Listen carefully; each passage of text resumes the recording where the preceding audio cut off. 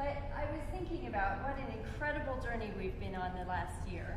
The last concert I played before everything shut down was with the Chamber Orchestra of the Springs, and we realized that all of us were there.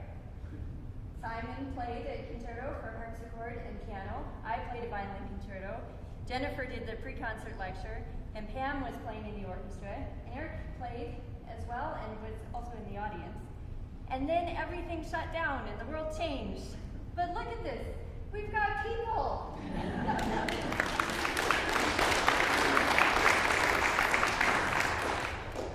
So I know that the mic isn't on, but hopefully it will come on.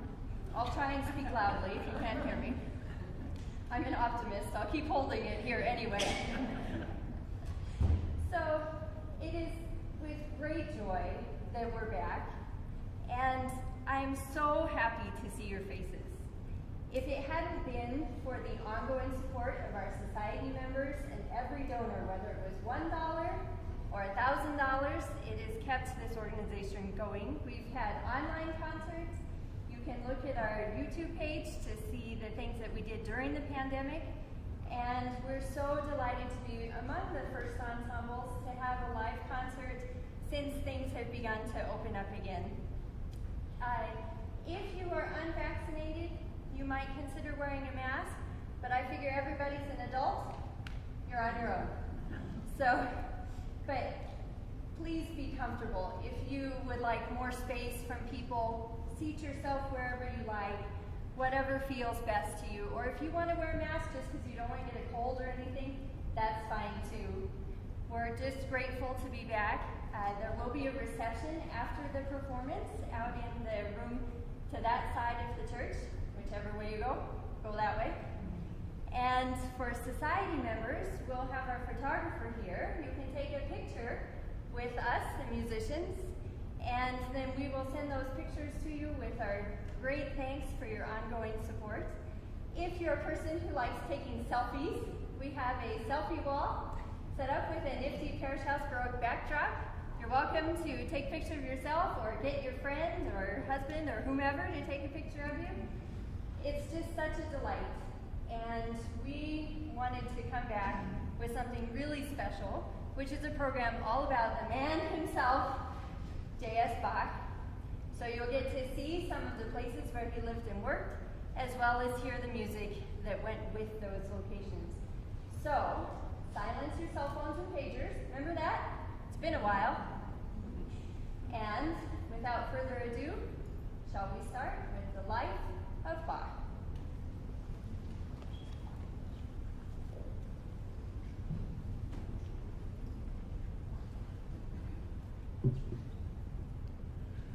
Welcome to the world of Johann Sebastian Bach. Let's begin our tour with a look at the house in which he spent his early years. This is known as the Bach House in Eisenach, Germany. The year is 1685, the year Johann Sebastian Bach was born. Among the musical dynasties of the Baroque period, the Bachs assume an exceptional position. For more than 200 years, members of this family shaped musical life in central Germany. Johann Sebastian Bach was born in Eisenach on 21st of March 1685.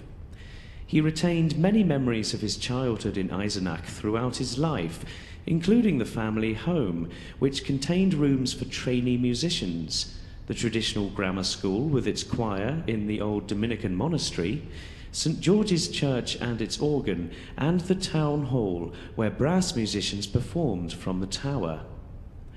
From this early age and throughout his life, Bach's home was filled with music. We begin today with these charming pieces from the famous Anna Magdalena notebook. While these pieces were compiled later in Bach's life, they still remind us of the charm of childhood and music shared through many generations.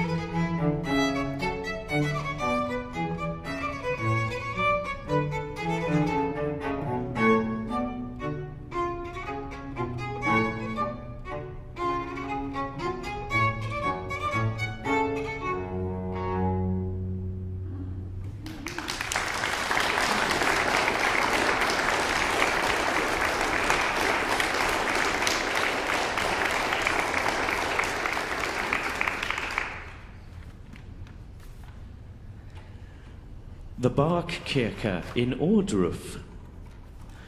Bach's mother, Maria Elisabeth Lemmerhirt, died on May the 1st, 1694, and his father, Johann Ambrosius Bach, died on 20th of February 1695. Now an orphan, Bach moved to Ohrdruf, where he lived with his brother Johann Christoph, 14 years his senior, and the organist at St. Michael's Church. Together with his brother Johann Jakob and also his cousin Johann Ernst, Bach attended the grammar school, at that time a very prestigious educational establishment in the Duchy of Saxe-Gotha. He sang in the school choir, whose responsibilities included performing at the local Ehrenstein Castle, as well as at weddings and funerals. Under his brother Johann Christoph's guidance, Bach learned to play the organ. During this time, the organ at St. Michael's was completely overhauled, giving the young Johann Sebastian an opportunity to learn the basics of organ construction. In 1704, at the age of 19, he wrote a keyboard composition, the Capriccio in E major, and dedicated it to his brother. Eric will perform this very special Capriccio for you today.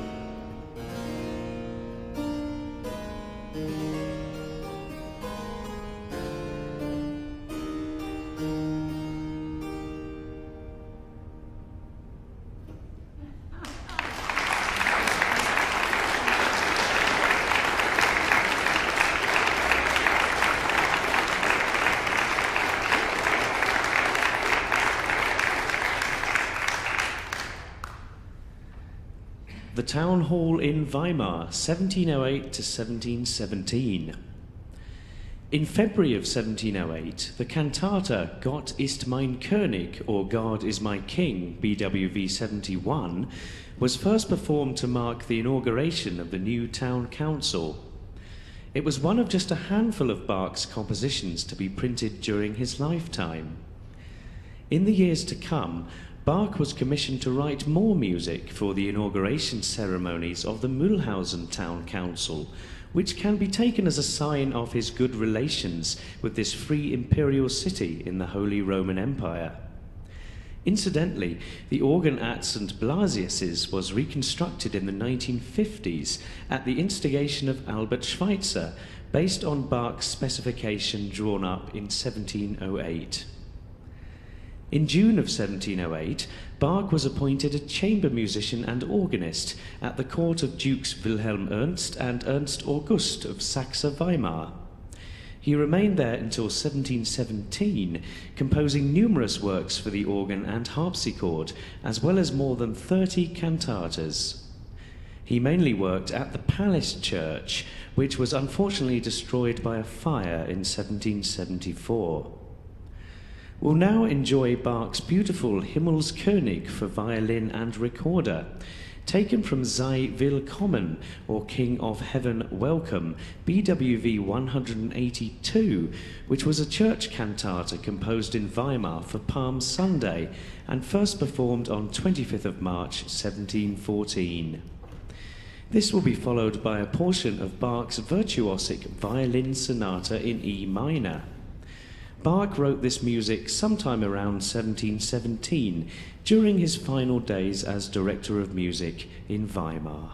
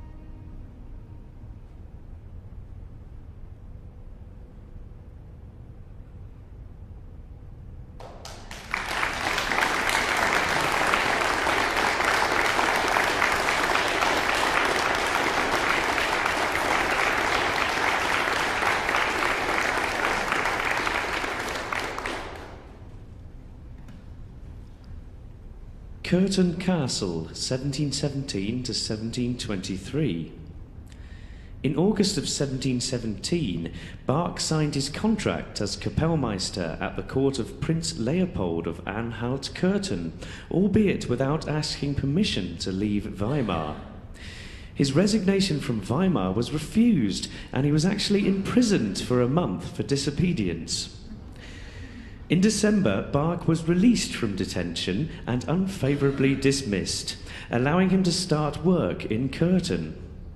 That same month, he travelled to Leipzig, his future home, in order to inspect the organ at St. Paul's Church. It was during his time in Curtain that Bach composed some of his most famous compositions, including the cello suites, the Brandenburg Concerti, and many other great instrumental works.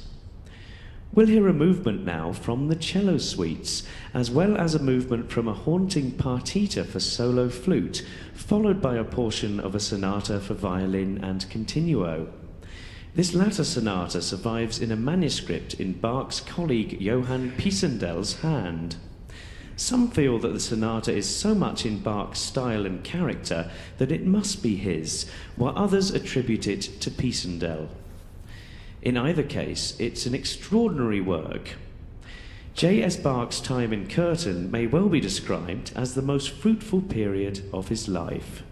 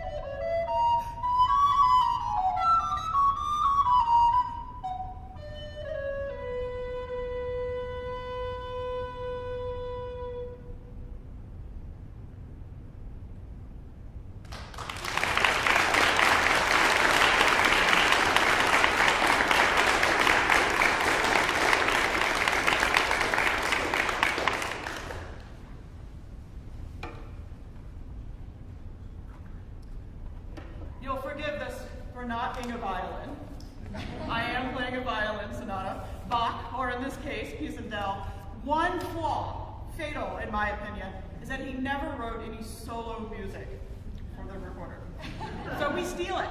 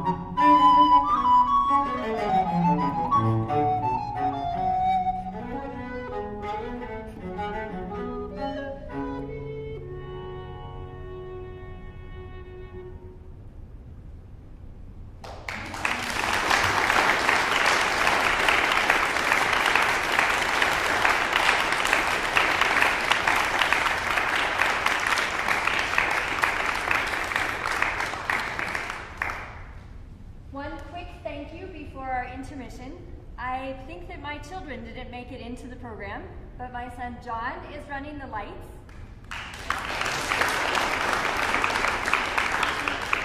Yesterday was his birthday, so you might and Paul is running your visual tour, and my son Daniel is running the live stream on YouTube right now. So big thank you to my children. They also help with ushering and tickets, and then we have a couple of board members here as well. If you ladies would stand up. Our board has seen us through this very difficult year, and we are so, so grateful.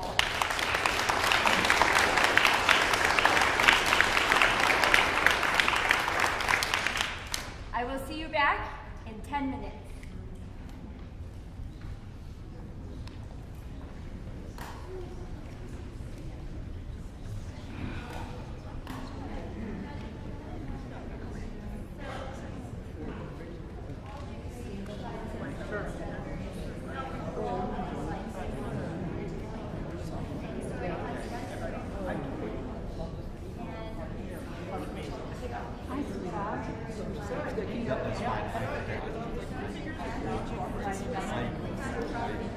When I grow up, I want to play sports. It'll be a long growing up. I just listen to this environment.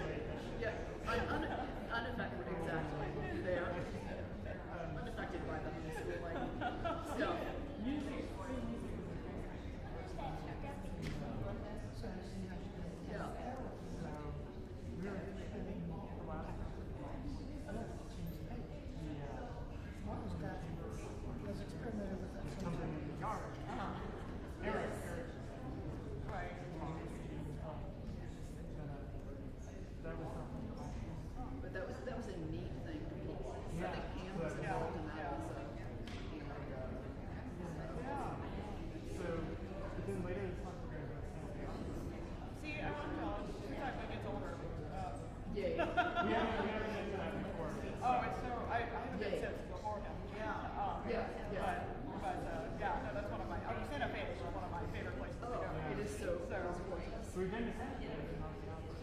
Oh, and what do you say? Okay. So we figured that's a nice plus, Yeah. as opposed to.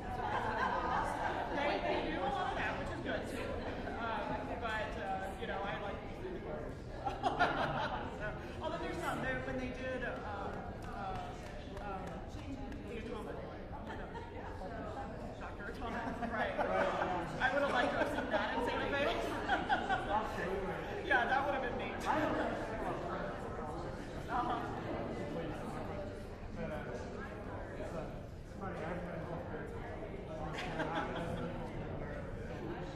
There's actually a huge work group there.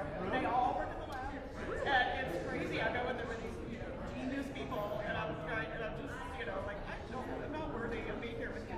But that was my first was I was supposed to go to Los Angeles, and so I'm hoping they'll reschedule. But yeah, they have fabulous musicians down there. Yeah, they all work good. It's actually pretty common to see because they just want to stay busy, and music is one very, very common way to do that. Are easy to. This is not as much as I'm sure it's easy to pick it up and have some archives and more. Right.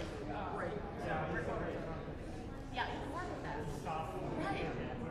Yeah. I mean, I quit clarinet about 10 years ago, and I have no desire to pick it up because I would sound awful now. I have a degree in performance in clarinet, but I don't want to pick it up now because it's too much work. Yeah.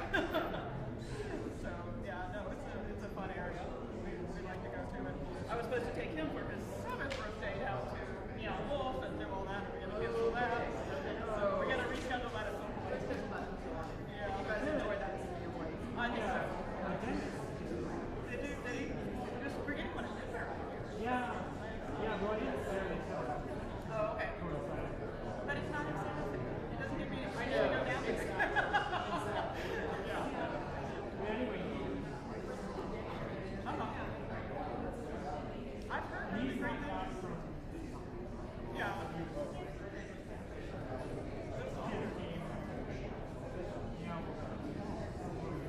Yeah. It was a big hit for him as well. yeah. Yeah, we were going to go. We'll reschedule it soon, I hope. I want to take him. But we'll see.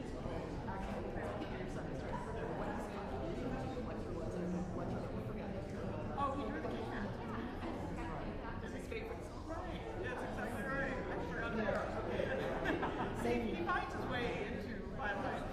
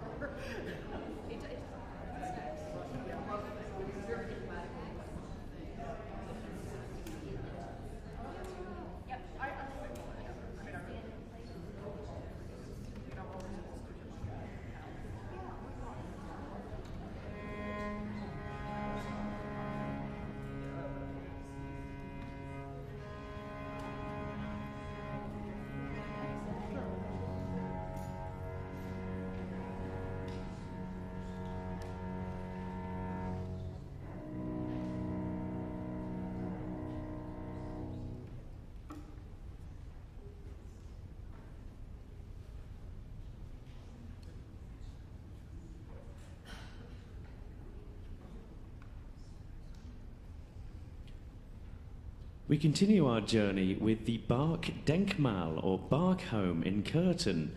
Bach as father and teacher, 1720.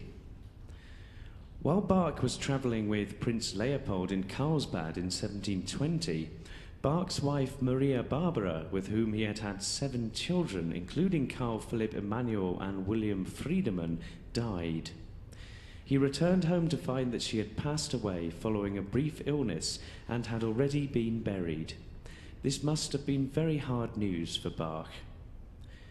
On December 3rd, 1721, Bach married court singer Anna Magdalena Wilke. Just a few days later, Prince Leopold, Bach's friend, employer and travelling companion, married Princess Friederike Henrietta of Anhalt-Bernburg. This may have caused Leopold's interest in music to wane. At any rate, in 1722, Bach began seeking employment elsewhere. Our next pieces come from Bach's celebrated Inventions, which are a collection of 30 short keyboard compositions. They were originally written as Preambula and Fantasia in the Klavierbuchlein for Wilhelm Friedemann Bach, a book of keyboard pieces for his eldest son, and they were later rewritten as musical exercises for his students. Bach titled the collection Forthright Instruction, wherewith lovers of the clavier, especially those desirous of learning, are shown in a clear way, not only, 1, to learn to play 2 voices clearly, but also, after further progress, 2, to deal correctly and well with 3 obligato parts, moreover, at the same time to obtain not only good ideas, but also to carry them out well, but most of all, to achieve a cantabile style of playing, and thereby to acquire a strong foretaste of composition.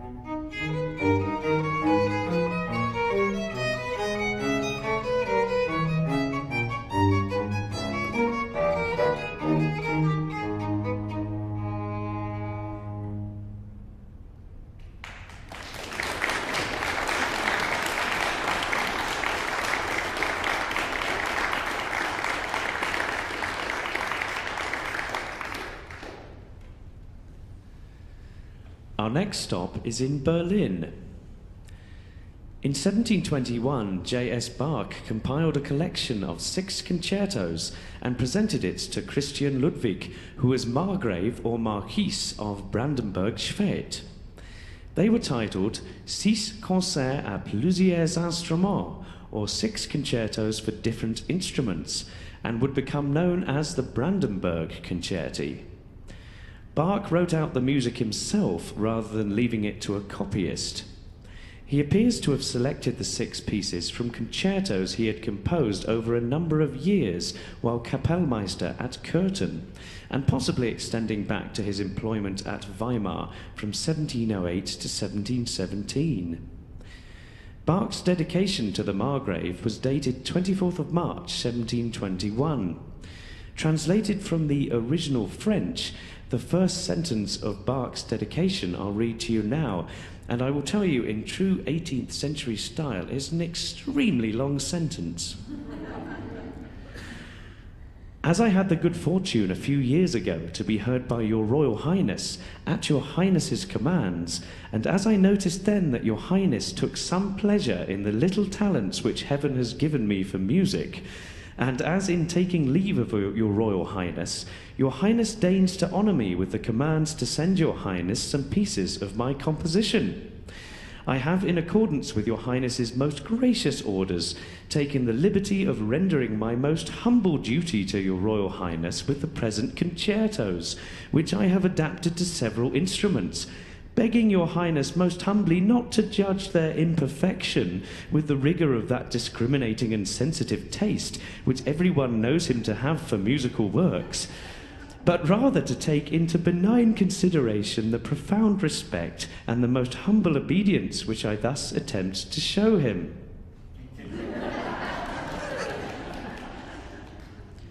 And such royal requests could be quite lucrative for a composer, but the Margrave never paid for Bach's work for reasons that remain unclear. It may be that Christian Ludwig knew the pieces were neither newly created nor written specifically for him, since many of the concerti were reworkings of earlier works. And although a superior court orchestra would have had no difficulty in fielding such a large and diverse number of virtuoso players, the Margrave's orchestra was less skilled. As a younger son, Christian Ludwig lacked the resources to support such a talented ensemble. So it's likely that these concerti were never performed at the Brandenburg court. It was the court's loss, and as eminent Bach scholar Christoph Wolff has commented, every one of the 6 concertos set a precedent in scoring, and every one was to remain without parallel.